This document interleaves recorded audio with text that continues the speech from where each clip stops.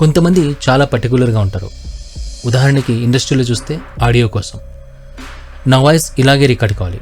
చాలామంది senior YouTubers కూడా అక్కడ ఏం చేస్తారంటే ఆడియో రికార్డ్ చేసిన తర్వాత, అంటే వాయిస్ రికార్డ్ చేసిన తర్వాత అలాగే ఉంచరు, అలాగే పబ్లిష్ చేయరు. క్వాలిటీ కావాలి, క్వాలిటీ మెయింటైన్ చేయాలి. ఎలాగ వస్తుంది క్వాలిటీ? జస్ట్ ఎడిటింగ్ అంతేనా? నా ఎడిటింగ్లో కొన్ని మనం ప్లగిన్స్ యూజ్ చేస్తాం.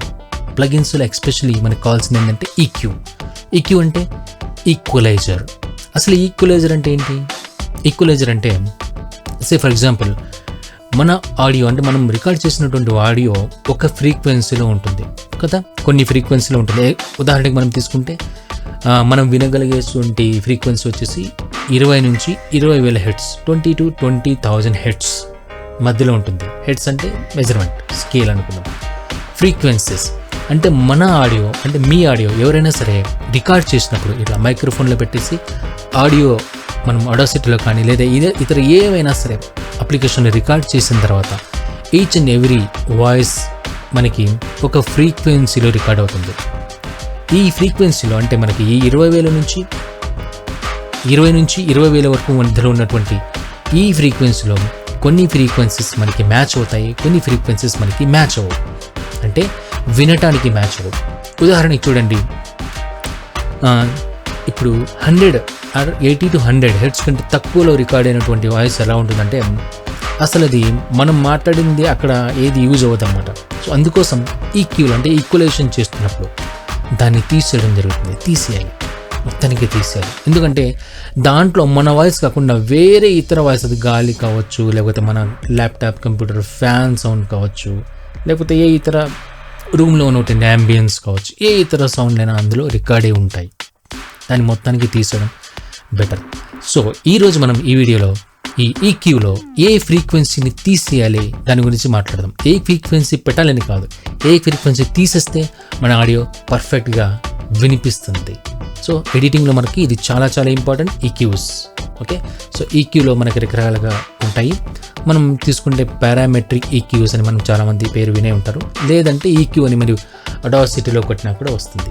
ఓకే, ఇంతకుముందు దీనికి సంబంధించి మనం వీడియో చేసాము, ఆ వీడియోని మీరు చూడొచ్చు. ఓకే, ఇప్పుడు ఏ ఫ్రీక్వెన్సీలో ఉన్నటువంటి ఆడియోని మనం తగ్గించాలి, పెంచడం కాదు, అలాగే ఉంచడం కాదు, కొంచెం అట్లీస్ట్ తగ్గించాలి. ఎంత తగ్గించాలి, ఏ ఫ్రీక్వెన్సీ దగ్గర తగ్గించాలి, ఏ ఫ్రీక్వెన్సీ దగ్గర తగ్గిస్తే చాలా మంది వాయిస్కి మ్యాచ్ అవుతుంది, మనం ఇప్పుడు చూస్తాం. సో ఫస్ట్ ఇందాక అనుకున్నాం మనకి బూమ్ అనే సౌండ్ కానీ, లేకపోతే ఆడియో ఫ్యాన్, మన ల్యాప్టాప్ ఫ్యాన్ కానీ, లేకపోతే కంప్యూటర్ ఫ్యాన్ కానీ, ఈ వాయిస్, ఈ నాయిసెస్ అన్నీ కూడా 80 హెర్ట్స్ లేదా 100 హెర్ట్స్ కింద ఉంటాయి. దీన్ని మనం హైపాస్ ఫిల్టర్ చేసేసేయాలి. ఇది మనకి ఏ ఆడియో ఎడిటింగ్ సాఫ్ట్వేర్లో కూడా దొరుకుతుంది. ఓకే, అది మనం ఫస్ట్ ఫిల్టర్ చేసేయాలి. తర్వాత ఈ 200 నుంచి 300, 200 హెర్ట్స్ నుంచి 300 హెర్ట్స్ వరకు ఉన్నటువంటి ఈ ఆడియో ఎలా ఉంటుందంటే మడ్డీ వాయిస్ ఉంటుంది. అంటే మనం ఎట్లా ఉంటుందంటే కొంచెం డల్గా ఉంటుంది. మనం ఈ మధ్యలో ఉన్నటువంటి, అంటే ఈ మధ్యలో మన ఆడియో రికార్డే ఉంటుంది, దాన్ని మనం కొంచెం తగ్గించుకోవాలి. అప్పుడు మనకి దానికి సంబంధించినటువంటి ఈ మడ్డీ వాయిస్ కూడా వెళ్ళిపోతుంది. ఈ తర్వాత మనకి ఏం చేయాలంటే కొంచెం మనకి అనవసరమైన వాయిస్, అంటే మనం జలుబు చేసిన తర్వాత మనం మాట్లాడితే ఎట్లా ఉంటుందో అలాంటి వాయిస్ ఉంటుంది. అది ఎక్కడ ఉంటుందంటే 1 to 1.5, ఆల్మోస్ట్ 1 నుంచి అంటే 1000 హెర్ట్స్ నుంచి ఈ మధ్యలో ఉంటుంది. దీన్ని కూడా మనం తగ్గించుకోవాలి. కొంచెం ఎంత తగ్గించాలి? జస్ట్ మనకి 2 to 3 dBs తగ్గించాలి. డీబీ అంటే మనం ఆడియోని డీబీస్లో కొలుస్తాం, మనకు అక్కడ స్క్రీన్ మీద కనిపిస్తూ ఉంటుంది. మీరు ఏ ఈక్యూ తీసుకున్నా సరే ఈ మెజర్మెంట్స్ ఈజీగా మనం ఐడెంటిఫై చేయొచ్చు. చాలా ఈజీగా మనం చేయొచ్చు.